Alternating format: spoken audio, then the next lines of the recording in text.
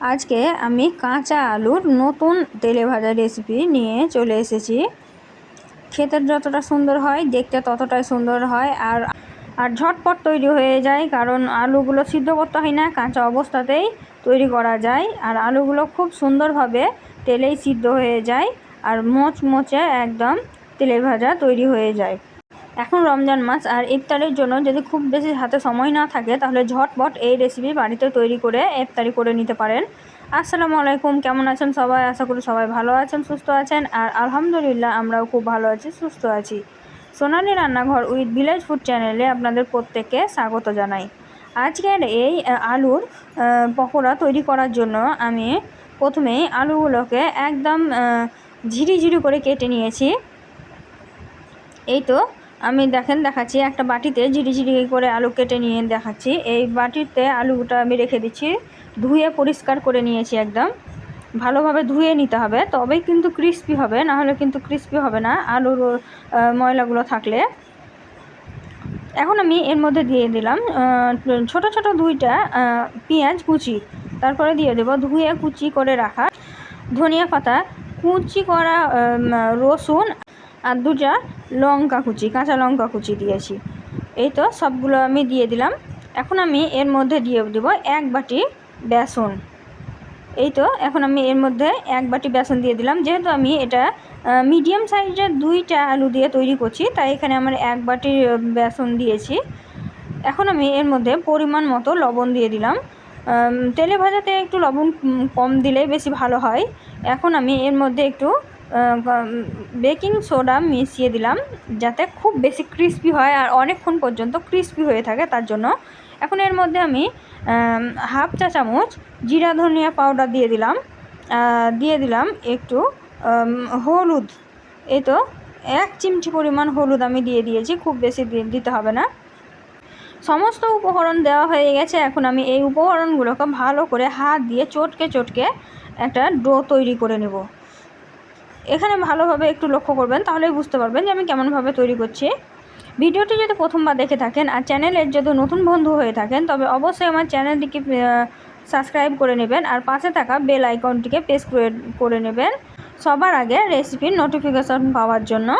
এখন আমি এর মধ্যে একটু জল অ্যাড করে দেব, খুব বেশি দিতে যাবে না। এই তো হাতে করে একটু পরিমাণ জল নিয়ে আমি আবারও ভালোভাবে হাত দিয়ে মাখিয়ে নিচ্ছি। এটা কিন্তু খুব একটা নরম হবে না, তাহলে কিন্তু খুব বেশি ক্রিস্পি হবে না, শক্তই থাকবে। ভিডিওটি যদি আপনাদের ভালো লেগে থাকে তবে অবশ্যই লাইক করে দেবেন আর শেয়ার করে দেবেন। আপনাদের একটা লাইক আমাদেরকে নতুন ভিডিও তৈরি করতে উৎসাহ দেয়, তাই লাইক করতে ভুলবেন না। এই তো আমি ভালোভাবে হাত দিয়ে চটকে মেখে নিচ্ছি। ভিডিওটি যদি আপনি ফেসবুক থেকে দেখে থাকেন তবে অবশ্যই আমার ফেসবুকের পেজটিকেও ফলো করে রাখবেন। এই তো এখন আমার ডোটা পুরোপুরি কমপ্লিট হয়ে গেছে। দেখেন কত ঝটপট তৈরি হয়ে গেল, আর ভাজাটাও খুব তাড়াতাড়ি হয়ে যাবে, তার জন্য এটা ঝটপট তৈরি হয়ে যায়, আর খেতেও খুব সুন্দর লাগে, আর দোকানের থেকে অনেকটা স্বাস্থ্যকর। এই দেখেন আমার ডো পারফেক্টভাবে তৈরি হয়ে গেছে। এইভাবে আপনারাও করবেন, তাহলেই দেখবেন আপনাদেরটাও একদম মুচমুচে পারফেক্ট হবে। আর যতই বলেন দোকানের কিন্তু বাড়ির মতো স্বাদ হয় না, তাই বাড়িরটাই বেস্ট আমার মনে হয়। ডোটা আমার ভালোভাবে মাখানো হয়ে গেছে। এখন আমি হাতটা ধুয়ে পরিষ্কার করে নিয়ে আমি তেলটা গরম করতে দিয়ে দিয়েছিলাম এক সাইডে। ছোট শেপ দিয়ে এখন পকোড়াগুলো ভেজে নেব। দেখেন এই তো আমি পাতলা ছোট করে দিচ্ছি, তাহলে খুব তাড়াতাড়ি হয়ে যাবে, আর খেতেও খুব সুন্দর লাগবে, একবার মুচমুচে হবে। এই তো আমি একে এভাবে রেডি করে দিয়ে দিচ্ছি। আপনারা আপনাদের ইচ্ছা অনুযায়ী দিতে পারেন, গোল লম্বা ছোট বড়, সেটা আপনাদের ব্যাপার। এই তো আমি এখন একে সবগুলো দিয়ে দিচ্ছি। দেখেন একসঙ্গে 4-5টা দিয়ে ভালো করে ভেজে নেবেন।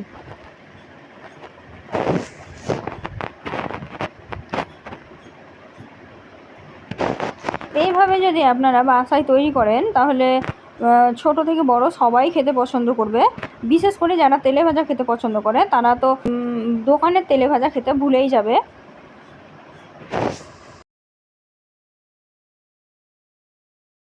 একসঙ্গে আমি 6 থেকে 7টা আলুর চপ বা পেঁয়াজি যাই বলেন আমি দিয়ে দিয়েছি। দিয়ে আমি ভালোভাবে নাড়াচাড়া করে ভেজে নিচ্ছি।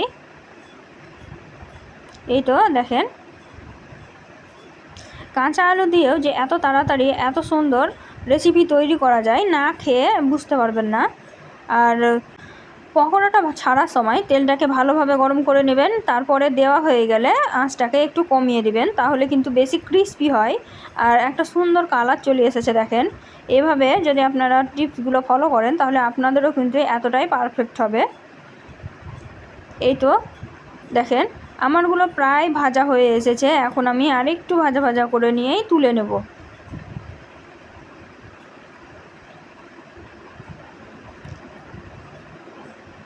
দেখেন আমি এখন তুলে নিচ্ছি। দেখেন কাছ থেকে দেখাচ্ছি কতটা সুন্দর লাগছে দেখেন, আর কতটা লোভনীয় লাগছে।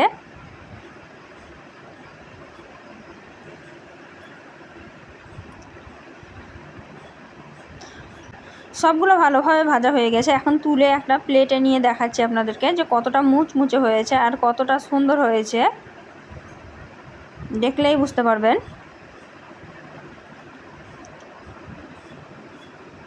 5 মিনিটের মধ্যে যদি এরকম তেলে ভাজা তৈরি হয়ে যায় তাহলে সময়ও বেঁচে যাবে আর খেতেও তো খুব সুন্দর লাগে, আর পরিবারের সবাই প্রশংসাও করবে।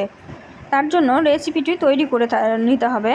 আর রেসিপিটি যদি ভালো লেগে থাকে তাহলে অবশ্যই আমাকে কমেন্টে জানাবেন, আর একটা লাইক করে দেবেন, শেয়ার করে দেবেন। আর এই ধরনের নিত্য নতুন রেসিপির ভিডিও পেতে আমার চ্যানেলটিকে অবশ্যই সাবস্ক্রাইব করে নেবেন আর পাশে থাকা বেল আইকনটিকে প্রেস করে দিবেন।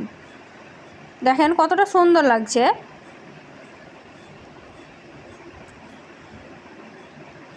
দেখা হবে পরবর্তী অন্য কোনো ভিডিওতে অন্য কোনো রেসিপি। এখন আমি বিদায় নিচ্ছি, ততক্ষণ সবাই ভালো থাকবেন, সুস্থ থাকবেন আর পরিবারের সবাইকে সুস্থ রাখবেন। আমার জন্য একটু দোয়া করবেন। খুদা হাফিজ।